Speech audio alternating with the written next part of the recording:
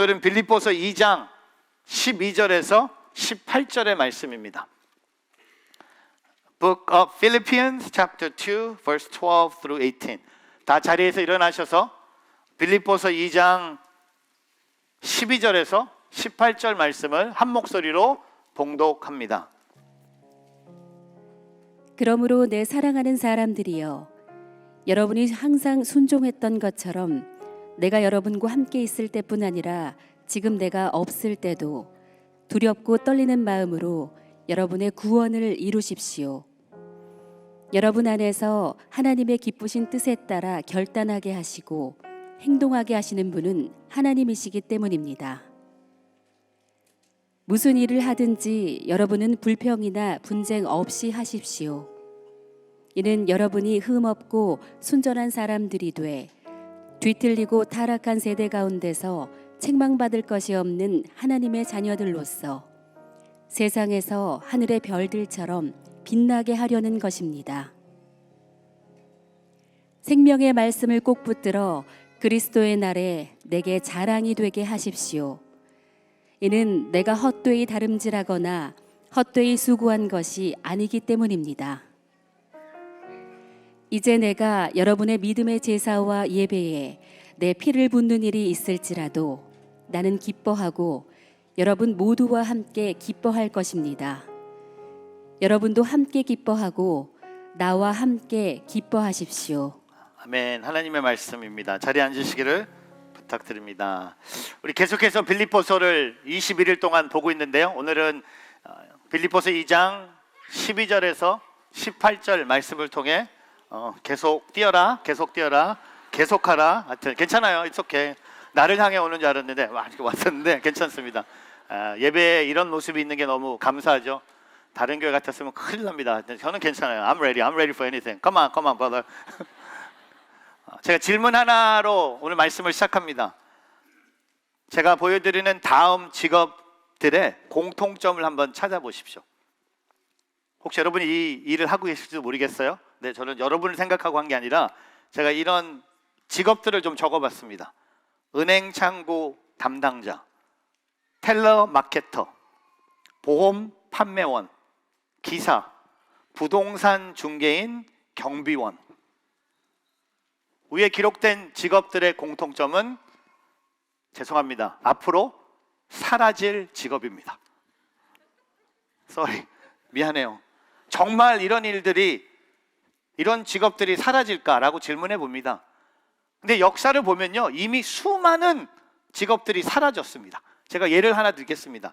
15세기에 유럽에 필경사라는 직업이 있었습니다. 영어로 scribe라고 합니다. 말 그대로 문서를, 책을 필사하는 직업이었습니다. 이 직업은요, 아주 수입이 좋은 직업이었습니다. 일반 노동자가 일하는 돈의 수백 배를 벌을 수 있었습니다. 성경 한 권을 다 베껴 쓰면요, 농장 하나를 살 수 있는 돈, 지금으로는 수십만 달러의 돈을 받을 수 있었습니다. 그런데 아시잖아요, 인쇄 기술이 발달되면서 이 필경사라고 하는 직업도 다 사라지고 말았습니다. 요즘 우리가 주목하고 있는 또 하나가 있다면 자동차 자유주행 기능입니다. 테슬라 점차 발달되면서 결국 운전기사라는 직업이 사라진다는 겁니다. 제가 샌프란시스코에 가서 한 분의 차를 타봤는데 이 자동 주행 기능을 하더라고요. 제가 하지 말라고, 나는 못 믿겠다고, 제가 운전하겠다고. 저는 못 믿겠어요. 근데 그분은 진짜 출근하면서도 그냥 믿고 간대요. 저는 그런 믿음이 안 생기더라고요. 하나님을 향한 믿음이 더 있지 거기엔 아무 믿음이 없는 거예요. 여러분, 세상이 이렇게 바뀌고 있어요. 분명히 이 기사라는 이 대리운전이 필요 없을 거예요.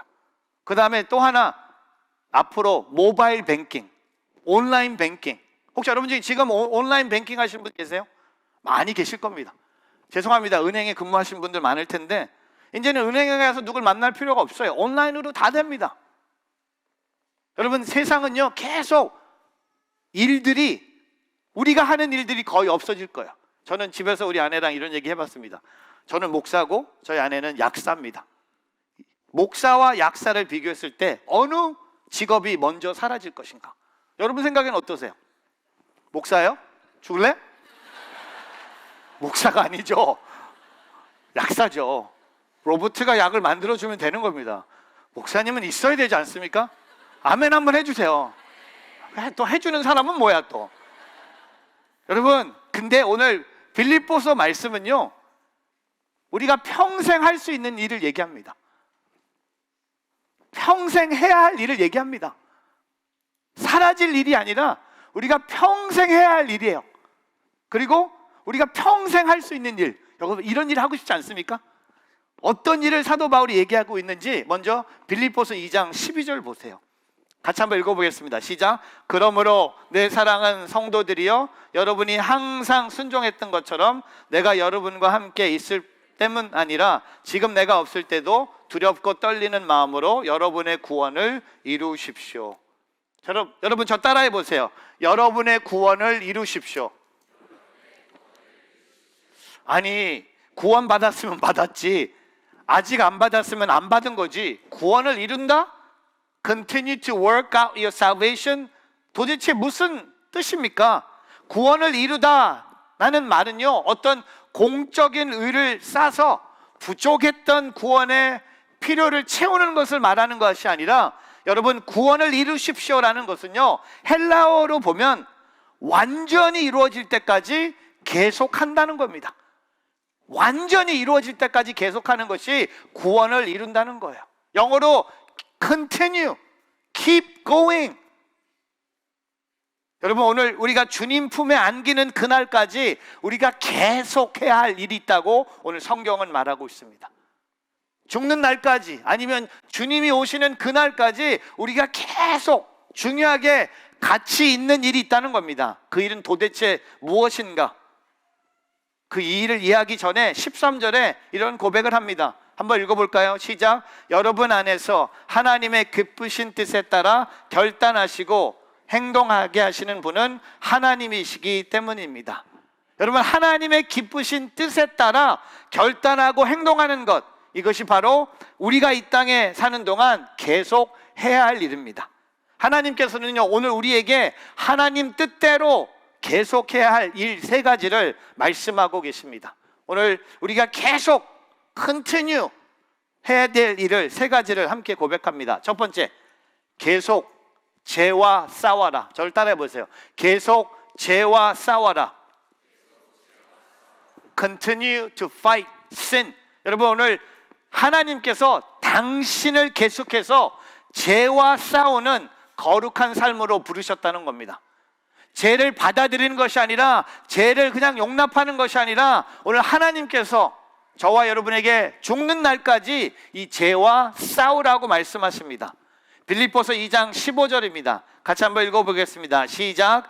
이는 여러분이 흠없고 순전한 사람들이 돼 뒤틀리고 타락한 세대 가운데서 책망받을 것이 없는 하나님의 자녀들로서 세상에서 하늘의 별들처럼 빛나게 하려는 것입니다. 여러분, 15절 말씀에 보면요, 우리가 살고 있는 세상을 한마디로 뭐라고 고백합니까? 뒤틀리고 타락한 세대입니다. 맞아요. 우리가 살고 있는 세상은요, 뒤틀리고 타락한 세대입니다. 근데 오늘 15절에 우리가 계속 죄와 싸우는 하나님의 자녀의 모습이 뭡니까? 우리가 힘없고 순전한 사람, blameless and pure, 그 다음에 하늘의 별들처럼 빛나기 위해서 shine among them like the stars in the sky.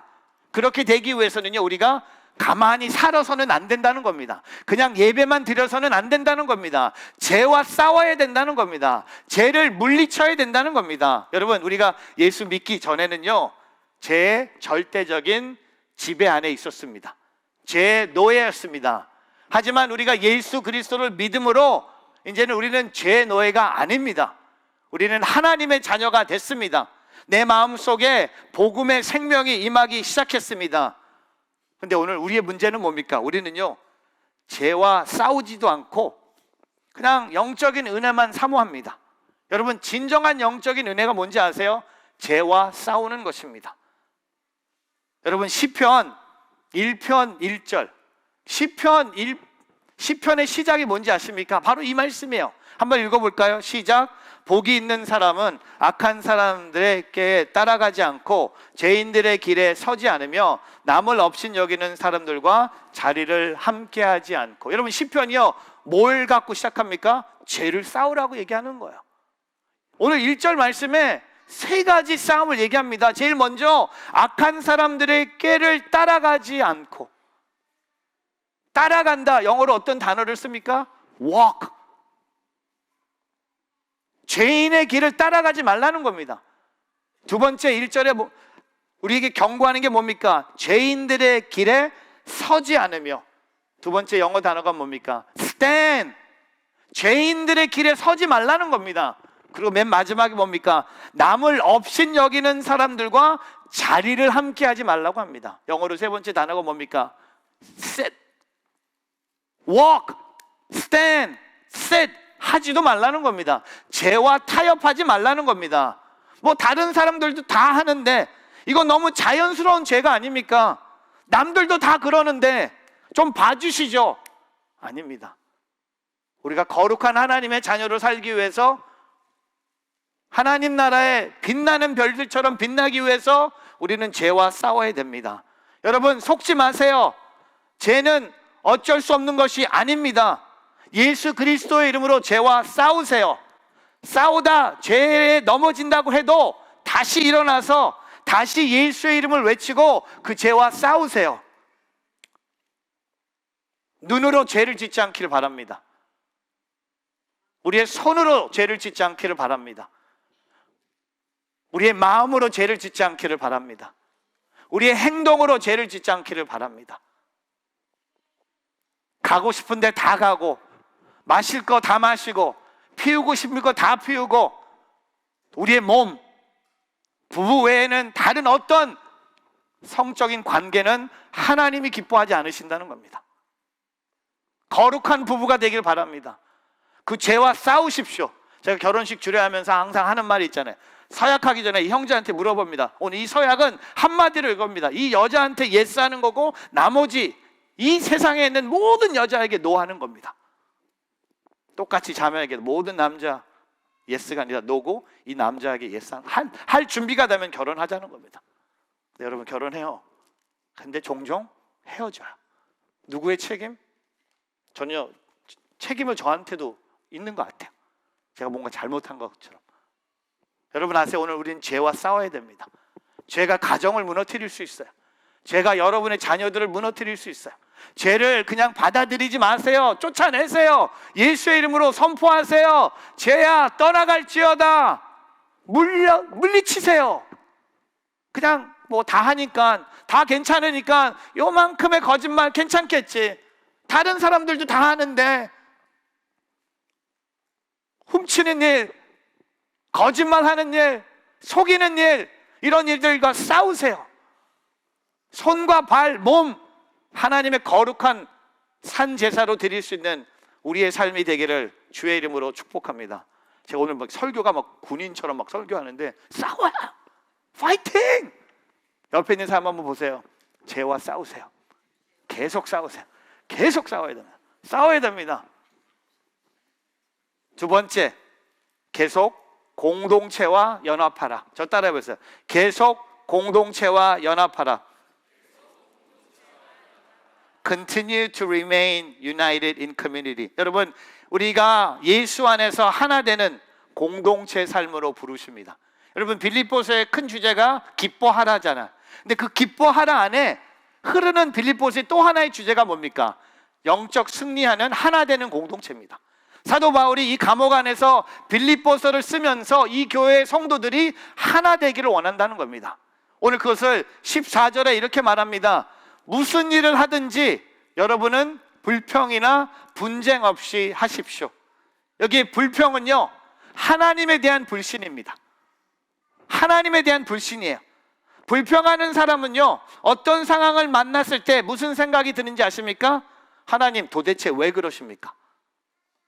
우리의 모든 불평은 하나님께 있는 거예요. 나를 향한 하나님의 사랑을 의심합니다.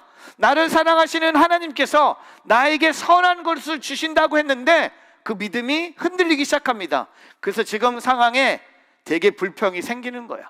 근데 두 번째, 분쟁은요, 사람에 대한 불신입니다. 왜 내가 그 사람과 싸우고 있냐? 그 사람을 내가 못 믿기 때문이에요. 나를 배신하고 나에게 피해를 줄 것 같아서 내가 그 사람과 분쟁 중입니다. 근데 중요한 것은요, 하나님에 대한 믿음을 잃어버리면 다른 사람을 믿을 수가 없게 된다는 겁니다.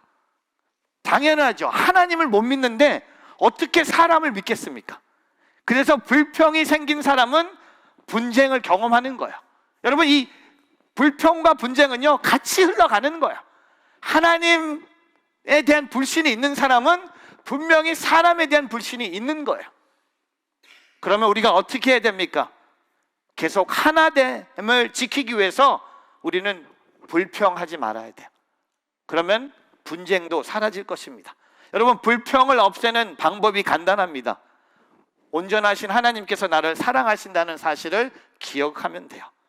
불평이 나오려고 할 때 잠시 말과 행동을 멈추시고, 아니야, 완전하시고 실수가 없으신 하나님께서 나를 사랑하시고 나를 특별한 관심으로 돌보시는데 나를 잘못되게 하실 리 없어 라고 고백하기를 바랍니다. 하나님을 신뢰하기를 바랍니다. 근데 저는요, 이 공동체 얘기를 하면서 공동체를 이루는 일은 참 어려운 일입니다. 예를 들면 지금 이 자리에도 공동체 없이 신앙생활하는 성도님들이 많이 있습니다. 예배 시간에 와서 찬양하고 예배 드리고 끝나고 집에 가면 끝나요. 주중에 순으로 모여서 순예배할 필요도 없고, 주중에 순사람끼리 카톡 주고 받을 필요도 없고, 누군가에게 상처를 받을 일도 없고 상처를 줄 일도 없어요. 근데 단 한 가지 이유 때문에 이것은 옳지 않는 신앙생활입니다. 성경은요, 예수 그리스도가 우리 교회로 모든 믿는 자들을 믿음의 공동체로 부르셨다는 겁니다. 공동체로 부르셨어요. 근데 우리는 교회에서 혼자 예배합니다. 순이 없어요. 사역이 없어요. 그리스도의 이름으로 나와 함께 교제하는 성도가 한 명도 없다는 겁니다. 공동체가 되기를 바랍니다. 어제 저녁에 우리 7번째 되는 우리 저녁 기도에 우리 가족 예배를 드렸거든요. 이번 주 7번 예배 하이라이트는 어제 예배였습니다. 어제 예배를 드리는데 큰 하나님의 은혜가 있었어요. 진짜 3주 동안 이거 어떻게 할까, 3번 어떻게 할까 막 망설였는데, 전혀 어제 예배의 가장 큰 축복은요, 자녀들이 부모님들 위해서 기도하는 시간을 줬어요. 아니, 무슨 이런 교회가 다 있나. 부모가 자녀를 위해서 기도하는데 어제는요, 제가 자녀들한테 부모를 위해서 기도하라고 했어요. 그리고 맨 끝에는 부모가 자녀를 위해서 기도했습니다. 여러분, 그 기도하는 가정의 모습들이요, 너무나 아름다웠어요. 기도한다. 옛 꿈, 꿈땅 파워의 아이들이 같이 기도하면서 우리가 그 찬양 불렀어요. Let us be one voice. 이따 우리 봉헌 찬양을 부를 텐데 손을 잡고 같이 기도하면서 한 공동체가 Let us be one voice that glorifies your name. 그래서 어제 예배 끝난 후에 우리 가정을 위해서 목회자들이 기도하는 시간이 있었어요. 제가 이제 한 가정은 기도하는데 저희 교회 집사님의 그 꼬마 아들이 기도 제목을 적어왔어요. 축구 잘할 수 있도록. 그래서 제가 기도해 줬어요. 이렇게 기도해 줬습니다. 패스 많이 하도록. 패스 많이 하는, 축구하는 친구들과 공동체가 될 수 있게 패스 많이 하도록. 제가 골 많이 넣으라고 하지 않았습니다. 그래서 제가 손흥민을 좀 생각해 봤어요. 손흥민 하면 여러분 골만 생각하시잖아요. 여러분, 이 장면은요, 손흥민 삶의 가장 멋있는 장면입니다. 골을 넣는 장면이 아니잖아요. 무슨 장면이죠? 패스했어요. 저는요, 손흥민이 패스 안 할 줄 알았습니다. 7명의 수비수를 제끼고 자기가 쏠 줄 알았어요. 근데 어떻게 패스하는 거 보면서 제가 놀랐어요. 두 번째 노는 거 보니까 패스한 공이 황희찬의 발에 맞아 들어가는 거 보면서 놀랐습니다. 제가 LA에서 온 동네를 다 깨워버렸어요. 만약에 여러분이 한국에 계셨으면 이 골이 들어가는 장면에 아파트가 다 울렸대요. 대한민국이 난리가 난 거예요. 한 가지, 손흥민이 패스 잘해서. 여러분, 저와 여러분은요, 이 축구장에서 뛰는 11명의 선수들처럼 패스할 사람이 있느냐는 거예요. 혼자 공 갖고 와서 예배, 여기서 축구 가고 있는 거야? 예배만 드리고 가는 겁니까? 여러분, 패스 주고 받을 사람이 있는 겁니까? 여러분, 축구 연습은요, 패스만 연습합니다. 동그랗게 해갖고요, 7명이 8명이 가운데 3명 4명 넣고 패스만 합니다. 왜? 그것이 바로 공동체 연합이기 때문에. 사랑하는 성도 여러분, 그냥 교회만 예배만 드리지 않기를 바랍니다. 공동체 연합하는데 계속 힘쓰는, 더 모이는데 힘쓰는 오늘 저와 여러분의 삶이 되기를 주님의 이름으로 축복합니다. 세 번째, 계속 생명의 복음을 전하라. 저 따라 보세요. 계속 생명의 복음을 전하라. 계속 생명의 복음을 전하라. Continue to preach the gospel. 여러분, 하나님께서 당신을 생명을 전하는 복음의 삶으로 부르셨습니다. 첫 번째는 거룩의 삶이고, 두 번째는 공동체의 삶이면, 세 번째는요, 저와 여러분을 복음의 삶으로 부르셨습니다. 빌립보서 2장 16절입니다. 같이 있습니다. 시작. 생명의 말씀을 꼭 붙들어 그리스도의 날에 내게 자랑이 되게 하십시오. 이는 내게 헛되이 다름질하거나 헛되이 수고한 것이 아니기 때문입니다. 여러분, 오늘 16절에 바울이 말하고 있는 생명의 말씀, 바로 복음입니다. 복음은요, 쉽게 설명해 드리면 생명입니다. 생명이에요. 복음은 어떤 철학 사상이 아니고요, 기독교의 교리나 가르침이 아닙니다. 복음은 생명입니다. 우리가 교회 와서 복음을 듣는 것은 어떤 교훈이나 어떤 세상의 가르침을 뛰어넘는 것이 아니라 우리가 생명을 듣는 거예요. 제가 설교 중에 복음, 예수를 얘기하는 것은요, 여러분이 어떤 기독교의 교리를 듣는 것이 아니라 생명을 듣는 겁니다. 우리가 복음을 외치는 것, 제가 설교 시간에 이렇게 확신을 갖고 복음을 외치는 것은요, 단순히 교회를 확장시키기 위해서가 아니라 생명을 전하는 것입니다. 그렇다면 여러분, 이 세상에서 가장 가치 있는 일은 무엇입니까? 주님 오실 그날까지, 이 세상 끝나는 그날까지 우리가 계속 해야 할 일이 뭡니까? 계속 복음을 전하는 거예요. 계속 복음을 전하는 겁니다. 그래서 사도 바울이요, 17절 18절에 자신은 남의 삶에 대해서 이렇게 고백합니다. 17절 보세요.